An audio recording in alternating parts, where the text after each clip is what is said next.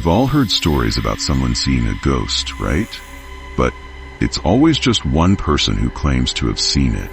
You never really hear about a group of 4 or 5 people seeing a ghost together. Because of this, I think a lot of people don't take ghosts seriously. They just see it as folklore or a tall tale. But today, I'm going to tell you a story where it wasn't just one person who saw a ghost. Over 100 people saw it at the same time. They didn't just see it, they talked about it too. And yes, this story is all about that, because the real truth behind it is way scarier than the story itself. There's a mystery hidden in this tale that no one has been able to solve yet. Today, I'm going to share both of those stories with you. Also, I have a question hidden somewhere in this video, and whoever answers it will get a shout out in our upcoming videos. Hello friends, so this question I'm about to ask isn't just random. I've hidden it in this video. You'll need to get really creative with your comments related to that question. But before we dive into the video, make sure to subscribe to the channel for more horror, mystery, and historical videos. Now, let's get into the story. This one's about Flight 401. You've probably read a bunch of news articles or seen blogs about it. A lot has happened with this story. This story is packed with secrets, almost like there's a mystery hidden behind it. So this flight took off in 1972 from New York to Florida, and it was piloted by 2 captains, Albert and Robert. These guys were super experienced, like really knowledgeable about flying. There was no way they could mess up. On the day of the flight, everything was going smoothly, no problems at all. Everything was completely normal. The flight was about to land in just a little while, but right before landing, the captain noticed that the landing gear seemed a bit off. He thought that if they used it even a little or put any pressure on it, it could catch fire or something could go wrong during landing. Still, both captains decided to check things out and see how they could work it out. But they were really struggling with that landing gear issue. They were really struggling to figure things out and felt like they needed to inform the ground staff, because in the end, they might be able to help. The team was already super close to the landing area. They just had to land next. So they reached out to the ground staff directly. The ground staff first told them to take the flight a good distance away into the air before trying to land. Put it in autopilot mode, and that's exactly what the pilot did. They switched to autopilot, and then the ground staff said, "All right, you can think calmly about how to deploy the landing gear." They started trying to figure it out, but in the middle of their attempts, one of the captain's hands accidentally hit the autopilot lever, and the autopilot mode was turned off. Nobody on the plane realized what was happening, but the flight was rapidly heading towards the ground.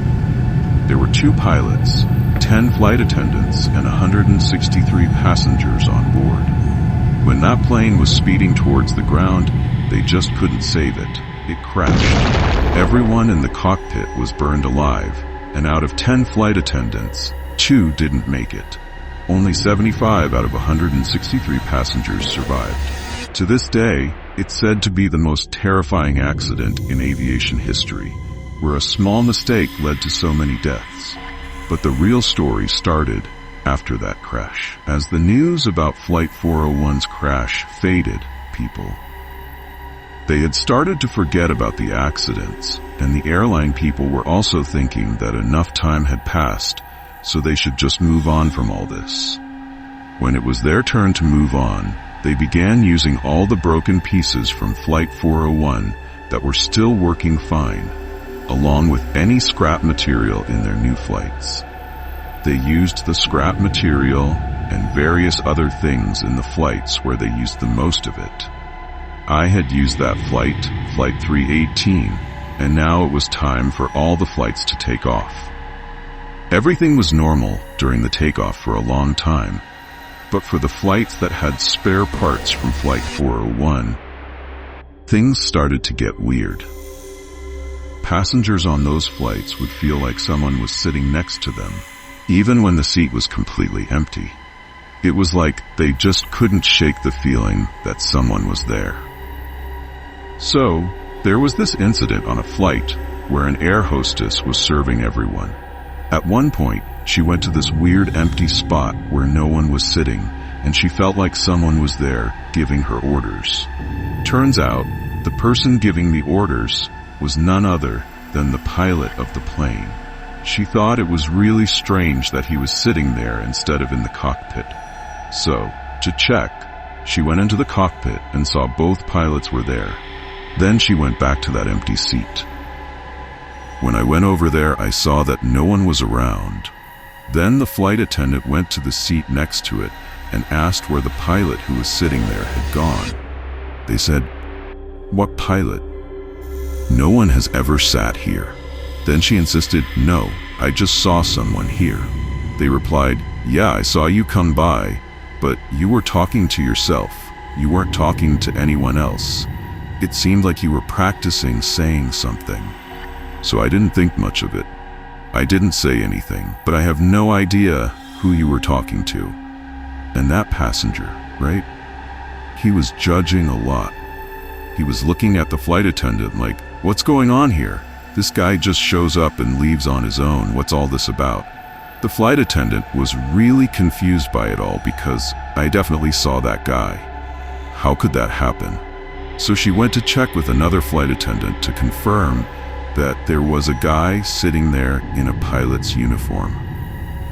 So, those flight attendants also confirmed that whenever we went over there was never anyone around.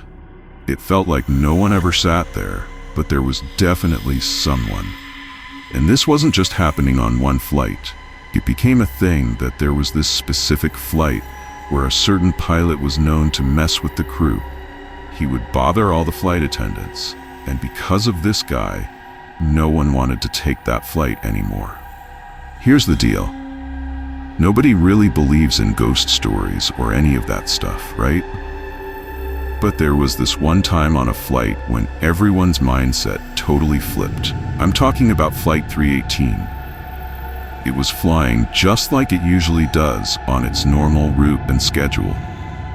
And like I mentioned before, because of the ghost sightings, hardly anyone ever wanted to travel on this flight. Most of the time, it was flying empty. She used to do it, but now it was holiday time. Summer vacation was going on, and because of that, the flight was completely packed, like way overbooked. There was another flight attendant named Faye Merriweather, and she had to prepare food for 180 people, and she only had 2 hours to do it. So she got right to work, and the other flight attendants did too. Once they finished their tasks, Faye pulled back the curtain and saw that everyone was super quiet. The dim lights were on, and nobody was doing anything. Everyone was probably sleeping or whatever. The other people were chatting with each other, and I couldn't go outside until someone else did. That was the scene, and there was just one thing left to do: heat up the food. She was just about to head to the oven when she noticed a reflection in front of it. It looked like a person, and they kept saying something about being careful because there might be a fire in this flight. That's what was happening at that moment. She wasn't saying anything. She was just standing there, looking at that reflection. And the reflection kept repeating that this flight could catch fire. After a little while, Faye started to come to her senses, moved a bit, and thought she should tell someone about this. So she ran over to the flight engineer and shared everything with him. Usually no one believes these kinds of things, but when the flight engineer came over, he saw the same reflection and said, "Yeah, I see it too.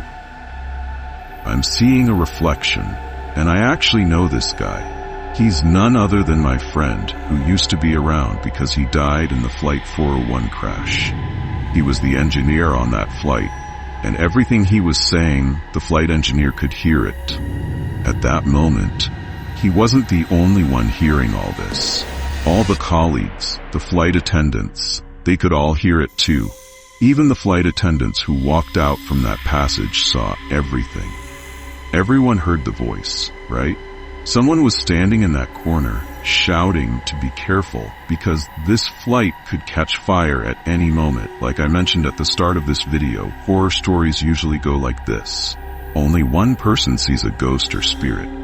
But on Flight 318, almost all the passengers saw that reflection and heard that voice, which definitely wasn't human. It was something that wasn't alive. But now, just think about it. So, about that reflection, what the guy Don said, he mentioned there was going to be a fire on this flight, right? The flight engineer had actually taken that advice seriously and suggested that the plane should land as soon as possible, which it did. After landing, the flight was sent for servicing. And during that process, one thing was really shocking. There was absolutely nothing wrong that could cause a fire on this plane. It was completely normal and in pristine condition. The service crew thought they could just send the plane back up, believing it was fine to fly.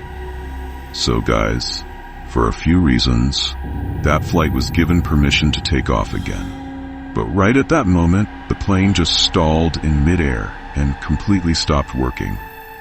It was like it was dead in the sky. So at that time, the flight attendants and the pilot all tried their best to revive the flight, but it just wasn't happening. They thought, if we really put in 100% effort, if we had tried to push the engine even a little bit, there was a 100% chance that this flight could have caught fire. At that moment, nobody even remembered Don Repo. Luckily, the flight revived and started working again, and it was safely landed. If all these things hadn't happened, it would have been like the ghost of Don Repo's tragic accident came true, as he didn't want this to happen to anyone else. That's why he had already warned all the flights. The attendants were warned that there was something off with this flight. All the warnings started coming in for all the flight crew members and services. Literally, a ghost was saving the lives of thousands of people all the time. Because you see, so many people died because of one person's mistake. At that moment, it was all due to just one person's error. And that's why a really historic decision was made by the owner of the flight regarding any flights that had spare parts from Flight 401 installed. They need to be removed immediately because it's possible that in the future, Don Repo and the other captain's spirits, which might be hidden in those spare parts, could end up haunting people. As for Flight 318, there was a crew member who was really religious. All the crew members told him that it's a matter of everyone's safety, and since you're so religious, you might want to use holy water. During the whole flight, there should have been an exorcism.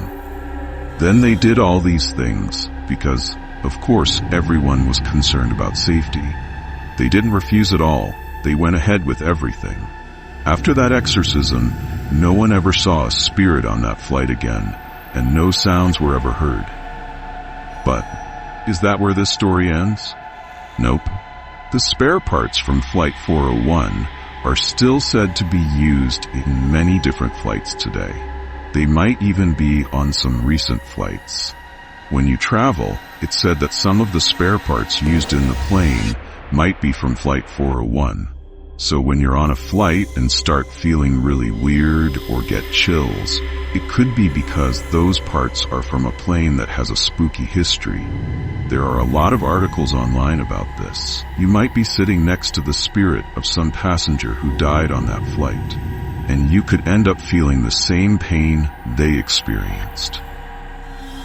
It could be that they're really focused on getting things done. And maybe that's why Flight 401's story is one of the most tragic and terrifying in aviation history. First off all, I just want to say that I'll give a personal shout out to whoever comments on this in my next video or maybe some other videos. Now, before this video wraps up, I want to share something important.